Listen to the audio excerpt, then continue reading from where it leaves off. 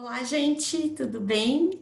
Voltamos aqui com o nosso terceiro Construindo Conexões e hoje, mais do que nunca, estou muito feliz porque, além de falar com uma pessoa incrível, ele é meu vizinho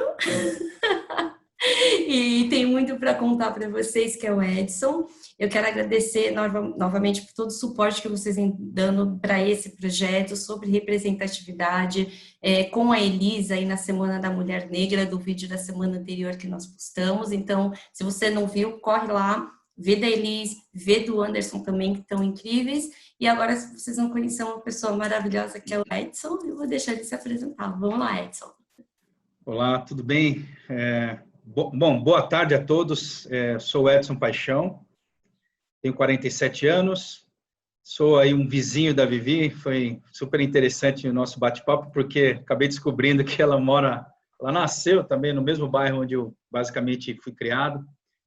E, bem, sou atualmente diretor executivo e gerente geral da Ultragenyx Farmacêutica do Brasil, que é uma biofarmacêutica americana, né, com base na Califórnia.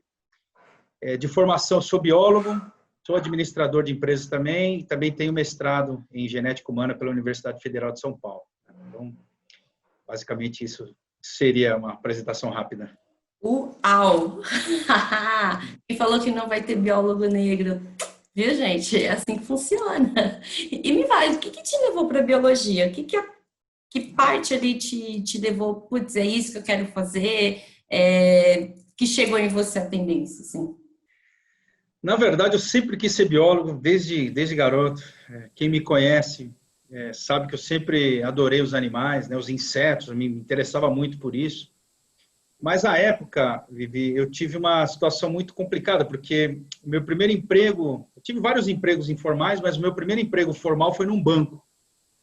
E o banco, ele... Na verdade, como a gente não tinha tantos recursos para poder estudar numa faculdade, o banco ele oferecia uma ajuda, né? E essa ajuda só valia se você cursasse administração de empresas, economia ou ciências contábeis, que era do interesse do banco, né? Aí eu acabei forçosamente tendo que cursar administração. Eu agradeço a Deus porque eu uso até hoje. Mas depois, obviamente, eu tive a oportunidade de realizar meu sonho. Anos mais tarde, 10 anos depois que eu me formei em biologia, em administração de empresas, eu tive essa felicidade de poder iniciar o curso de ciência biológica e concluir esse curso, que era o meu sonho, né? Tudo porque era o meu sonho. E aí, se você me perguntar, poxa, mas o que você faria, né, com essa formação eclética? O que você faria como biólogo? Meu sonho, de fato, era até ser professor. Eu até almejei um pouco disso na minha carreira. Ali por 2003, 2004, eu comecei até a dar algumas aulas, né, para segundo grau, primeiro grau. Mas eu tinha o objetivo de cursar mestrado para ser professor de nível superior, né, de nível universitário. Então, eu sempre tive esse sonho, né, de poder pesquisar, de poder dar aula, né, mas seguir dentro da biologia. Mas aí, como eu já fazia parte da indústria farmacêutica, eu me enveredei dentro da indústria. Aí a indústria estava passando por um momento de transformação, também nesse momento, com produtos de alta tecnologia, com biotecnologia, com genética, né? Então, coincidiu, né? Foi uma coincidência de paixões aí. Tanto a indústria farmacêutica caminhando para esse lado, quanto eu também, academicamente, caminhando por aí. E estou aqui até hoje. Hoje sou biólogo e Demais! administrador e uso as duas profissões, de fato, dentro da minha rotina, dentro do meu dia a dia. Ou seja, a gente pode entender que por mais não dá para desistir dos sonhos, né? Vias de fato, Não, tem carreiras de sonhos e tem cadeiras de sonhos, né, que a gente fala. E me fala uma coisinha assim de direcionamento mesmo. Que ramo você enxerga hoje? De repente, você que tem os dois chapeizinhos ali de administrador e de biólogo, o que você vê dentro dessas duas carreiras para o futuro?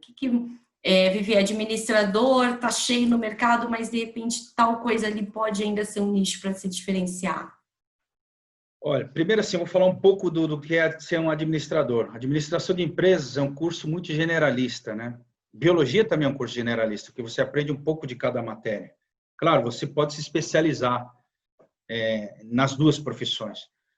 O que eu vejo hoje, a parte de digital, é uma parte que está crescendo muito, né? Quando a gente olha na parte de administração, quem se especializa em marketing, nessa parte de digital, e também nessa parte tudo no que concerne a gestão de equipes, liderança, recursos humanos, são áreas que estão evoluindo muito, né? São áreas que não vão deixar de existir, outras são áreas novas, né? Então, a gente fala muito de liderança 4.0, né? Então, enfim, é o cara que está muito conectado com toda essa transformação digital. E do lado de biológicas, quando eu olho para esse meu outro ângulo aqui da biologia, tem muito a crescer, tem muita coisa nova chegando, no que é biotecnologia. Então, hoje, o campo de trabalho do biólogo, antes você se formava como biólogo, a única certeza que você tinha é que você seria professor. Hoje não mais. Hoje você tem um campo aberto dentro da indústria farmacêutica, dentro da indústria química também, dentro da indústria petroleira, né? Você tem na parte de quem trabalha com toda essa questão relacionada ao petróleo, tem muito biólogo também no meio. Quando a gente fala da parte de conservação, né? A gente fala muito hoje de conservação do meio ambiente, então o biólogo tem um papel fantástico dentro disso.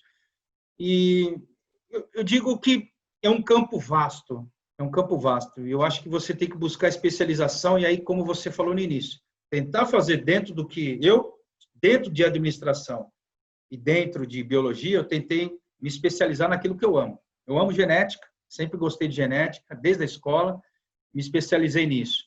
E no campo da administração, na parte comercial, né, de gestão comercial e marketing, que são as áreas que eu também me especializei.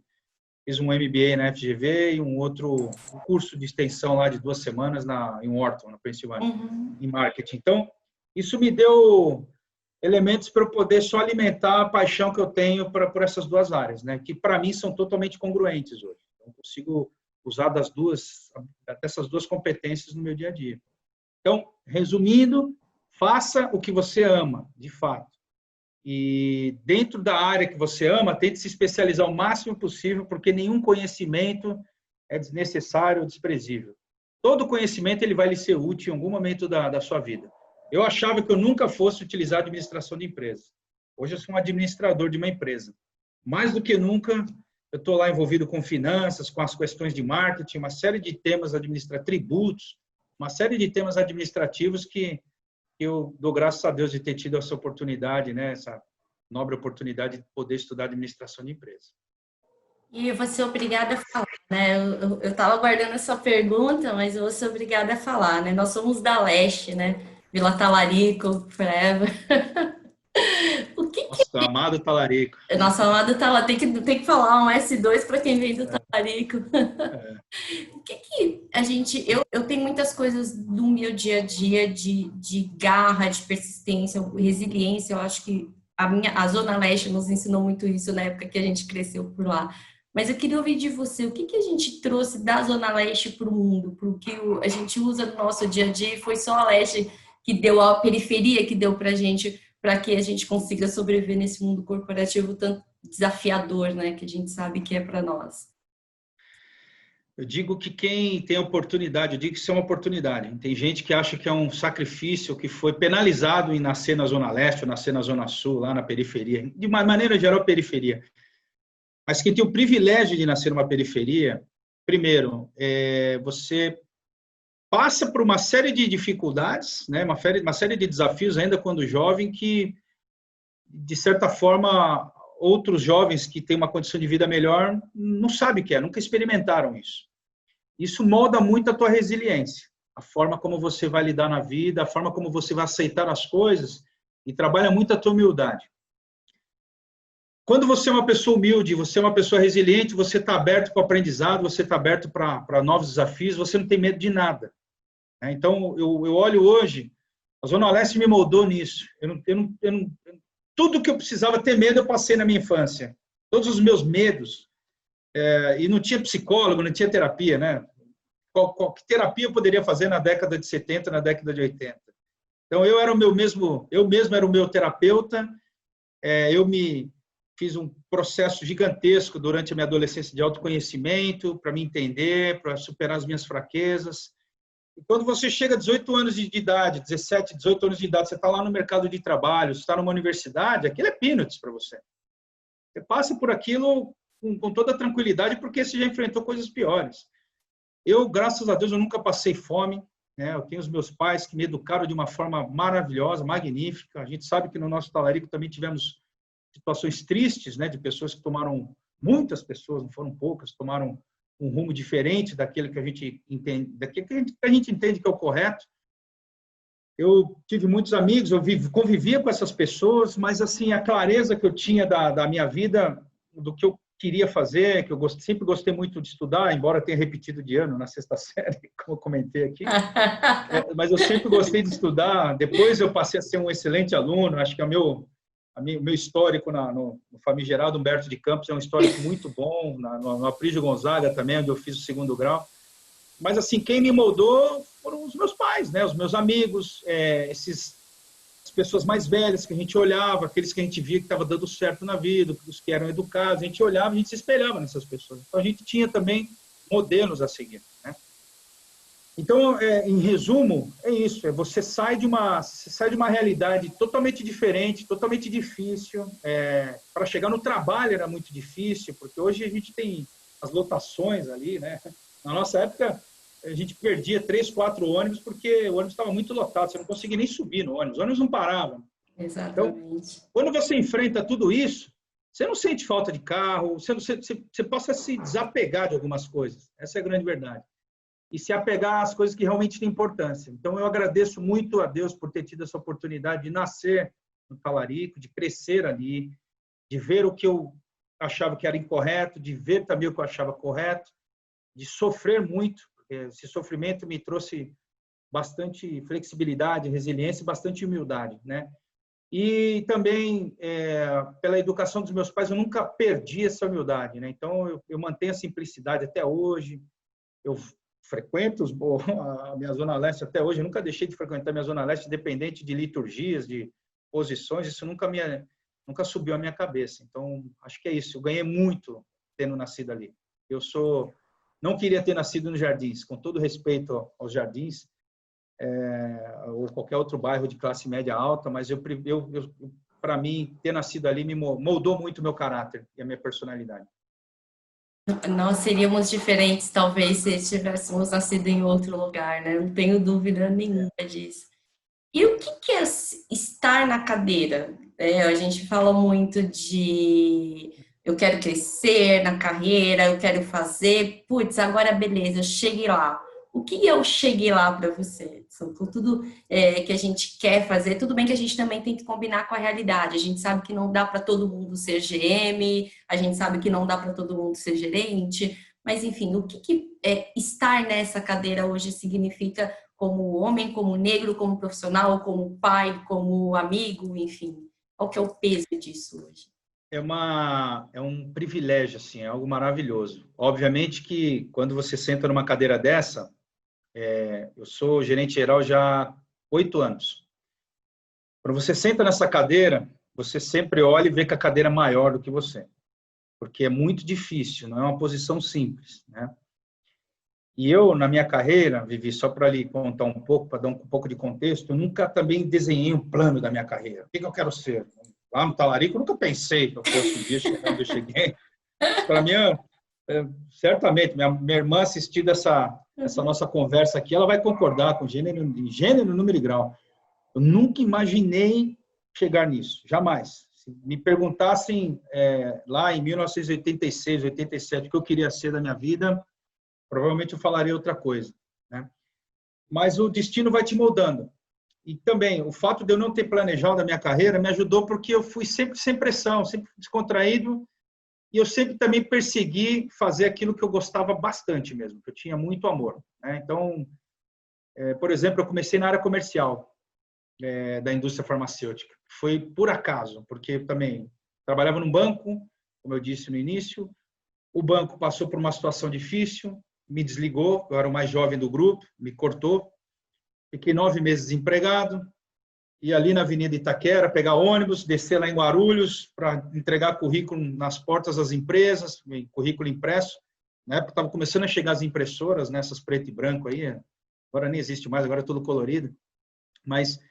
E aí eu saí entregando o currículo em São Bernardo do Campo, Santo André, Mauá, Guarulhos, até que um dia a Pfizer me chamou para ser estagiário. Eu estava no terceiro ano de faculdade, eu estava num momento muito difícil, porque estava acabando o meu dinheiro da rescisão e eu estava preocupado como eu ia pagar a faculdade. E minha mãe trabalhando em 2 empregos, um postinho de saúde ali no Jardim Santa Maria e na maternidade Leonor Mendes de Barros, né? Então, ela trabalhava em 2 empregos como concursada e ela pegava o salário dela mais da metade para me ajudar a pagar as minhas coisas. Aliás, ela me ajudou muito. Minha mãe me ajudou muito. Meu pai também, mas minha mãe, financeiramente, o pouco que ela tinha, ela despendia tudo para mim. Então, sou muito agradecido a ela também, porque se não fosse esse apoio da minha mãe, ficaria difícil.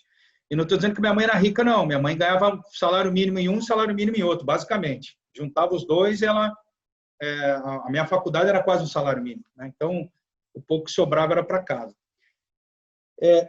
Então, assim, eu tive essa oportunidade de ser chamado na Pfizer e fui contratado como estagiário. Estou até hoje. Então, eu entrei como estagiário, como representante farmacêutico, né, trabalhando ali. Eu era formado, estava estudando administração, não tinha nada a ver com farmácia. Me esforcei, adorei aquilo, porque era uma coisa de comercial, de visitar médicos, e trabalhar aqueles caras que chegam com as amostras grátis, né, na pasta, entra nos consultórios médicos. Trabalhei assim nessa função por 13 anos, amei fazer isso. E depois fiz uma transição, obviamente foi muito difícil, um ponto importante, Vivi. Nenhuma dessas empresas me considerava em nenhum processo. Eu tinha também, faltavam muitas competências, eu entendo. Hoje, quando eu olho para trás, eu vejo quem realmente me deu a oportunidade. E a oportunidade ela só me foi dada em 2004, quando uma outra empresa que se chama Genzyme, hoje ela é parte do grupo Sanofi. Quando a Genzyme me convidou para trabalhar nessa empresa, né, me trabalhar com eles, perdão, eu estava me graduando em biologia já, e era uma empresa que estava trabalhando, assim, ela estava trazendo para o Brasil, né, já tinha no Brasil, na verdade, terapias específicas para doenças genéticas raras. E aí tinha tudo a ver com o que eu gostava. E aí eu entrei e me apaixonei mais ainda, porque nesse período eu estava na transição, se eu saía da indústria ia ser professor, como eu contei. Mas aí quando veio essa proposta desta empresa para trabalhar com doenças raras, aí eu me encantei. Foi um reencanto, né? Porque estava desencantado e de repente tudo volta ao normal, né? Toda aquela paixão, tudo aquilo me contaminou, o estômago cheio de borboletas por isso. E aí eu fui seguindo. Essa empresa, de fato, era uma empresa que zelava muito pela diversidade em todos os ângulos, né? Não tinha nenhum tipo de preconceito. Então, me levou para Porto Alegre, eu morei em Porto Alegre, trabalhei lá, depois me trouxeram para São Paulo, me ajudaram com o inglês e depois me promoveram para a área de marketing. Eles acreditavam no meu potencial. E nunca sentaram comigo para desenhar plano de carreira, nada disso. Apenas uma conversa, uma coisa franca. E aí eu fui escalando posições ao longo do tempo, cheguei em 2010 a diretor dessa empresa, aí a Sanofi, que é um gigante, nos comprou. Aí a Sanofi fez um assessment dos funcionários, viu que a gente era tudo muito bem graduado, todo mundo muito técnico, a gente acabou ficando. E aí a Sanofi até me promoveu. Quando eu fui promovido para gerente geral, eu fui promovido para morar fora do Brasil, né? Então eu fui morar no Panamá para ser gerente geral. Então, ou seja, a minha primeira experiência como gerente geral foi expatriado, não foi nem no Brasil. E eu não falava espanhol, só falava inglês. Então eu tive que aprender o espanhol lá, porque eu tinha toda a América Central e todo o Caribe, né? Todos aqueles países do Caribe. Bahamas, Jamaica, República Dominicana, Curaçao, Trinidad e Tobago, tudo isso aí. Mais Nicarágua, Costa Rica, Panamá, Guatemala, Honduras, El Salvador, que eram os países da própria América Central. Passei 3 anos ali, maravilhosos. Depois eu voltei ao Brasil para fazer startup da Vertex, que é uma empresa americana que trabalha com fibrose cística. Aí eu já era uma posição de head da América Latina toda. E depois, em 2017, eu recebi o convite para vir trabalhar na Ultragenyx, porque a Ultragenyx tinha um conceito muito parecido ao que era da Genzyme, né? Trabalha com doenças ultra raras. O CEO da Ultragenyx é um cara inspirador, um cara que também tem de uma humildade descomunal, né? O meu chefe hoje, né? Eu brinco com ele porque ele não gosta que a gente chame ele de chefe, porque ele é realmente um líder de verdade. Também uma pessoa que eu admiro muito, né? O Eduardo Thompson, e eu tenho outras pessoas lá fora. Então, isso tudo me inspirou a vir para a Ultragenyx. Eu comecei a Ultragenyx do zero, né? Uma startup, literalmente. Eu comecei sozinho, basicamente, né? Eu e mais 2 meninas que trabalhavam no campo. E hoje é uma empresa que já está estruturada, tem 2 produtos aprovados pela Anvisa, a gente já tem uma equipe já de quase 20 pessoas, né? Devemos chegar até final de 2021, aí, com pelo menos mais de 30 pessoas, se Deus quiser. Então, é uma estrutura pequena, porque é um mercado, um nicho dentro da indústria farmacêutica, mas é isso. Então, eu quis contar toda essa história, né? Não sei como é que eu estou no tempo, eu só estourei o tempo, mas... Não, tá lindo. Quis contextualizar, porque não é simples, né? Você assumir essas cadeiras. Essas cadeiras você, novamente, sempre dá um frio na barriga quando você sai de uma empresa para outra. Então, quando eu fui promovido para gerente de produtos, eu tive um frio na barriga, para gerente nacional de vendas, diretor. Quando eu fui para gerente geral em outro país, a cadeira era gigante, estava num banco de praça, sentado lá no cantinho. Voltei para o Brasil, já tinha 3 anos de experiência, já internacional, vou voltar para o meu país, volta com aquele frio na barriga, porque você tem medo. E depois, em 2017, que eu já estava teoricamente rodado na posição, já com 5 anos de experiência, é uma boa experiência. Não é um must, mas é uma boa experiência. Mas ainda assim, frio na barriga, e vou te dizer que eu sinto frio na barriga até hoje. E o dia que eu perder isso, certamente eu vou entender que, de alguma maneira, a arrogância ou o ego subiu à minha cabeça. Então, isso eu nunca vou permitir. Espero ter respondido. Eu acho que tinha um papo aqui para 1 hora, 2 horas, tranquilamente. Mas como eu sei que eu vou ter depois o privilégio de poder conversar mais com você, tomando a nossa cerveja gelada lá na vila, eu vou também te convidar todo mundo para seguir o Edson, conversar com o Edson, trocar experiência com o Edson, que é muito bacana. Então, eu vou pedir para você dar sua mensagem final com muita dor no meu coração. Não tem problema. A gente vai ter muito tempo para conversar ainda, mas a minha mensagem final é para você, jovem, né? Independente da tua condição, independente da cor, independente da sua opção sexual, independente do que você faz, da sua graduação, nunca perca a esperança. Entenda que tudo é possível. Hoje o mundo está mais fácil do que na década de 80. Hoje você tem acesso, você tem um celular na mão, você consegue acessar tudo de novidade, você consegue estudar inglês pela internet, você consegue estudar matemática, biologia. Você não precisa pagar um cursinho. Se você tiver boa vontade e dedicar tempo para o seu estudo, é importante. Você consegue se desenvolver, você consegue estar preparado para o mundo afora. E é um mundo maravilhoso, é um mundo repleto de oportunidades, e eu quero ver muitos jovens da periferia chegando no processo seletivo, né? Isso que eu vinha falando com a Vivi, lamentavelmente eu não vejo tantos chegando hoje, eu não sei onde vocês estão parando, mas vocês têm todas as ferramentas na mão para chegar lá. E é possível. O que eu quero dizer aqui é que eu saí da periferia, cheguei aqui hoje, morei fora, fiz tudo que era possível ser feito como um executivo e sigo fazendo, mas nunca me esqueci que eu saí daí, do mesmo lugar onde vocês estão, com as mesmas dificuldades, estudando em escola pública, sem dinheiro às vezes, sem sapato para sair. Então, não percam a esperança, mantenha essa motivação e busque as ferramentas certas para vocês se atualizarem, porque está disponível, está de graça na rede. Essa seria a minha mensagem para os jovens. E conta com a gente. Na dúvida, conta com a gente. Edson, ó, gratidão eterna. Obrigada mesmo. Você ser repeteco, vai ter que ter repeteco. Você, Anderson, Elise, eu tô me sentindo, eu falo que é meu momento Oprah aqui. Então, a Oprah repete convidados. Então, é isso aí. Obrigada pelo tempo, pela história linda que você tem. É uma história que leva a gente realmente a parar e pensar, se tá na bad, vambora. E obrigada por toda essa troca, por todo esse ensinamento. Em breve vai ter outro vídeo, prepare-se, porque agora a gente, essa conexão só vai subir. E obrigada pelo tempo de vocês também que ficaram aqui vendo a gente até o final. E a gente se vê na próxima. Obrigadão. Obrigado, gente. Fiquem bem. Beijo. Tchau.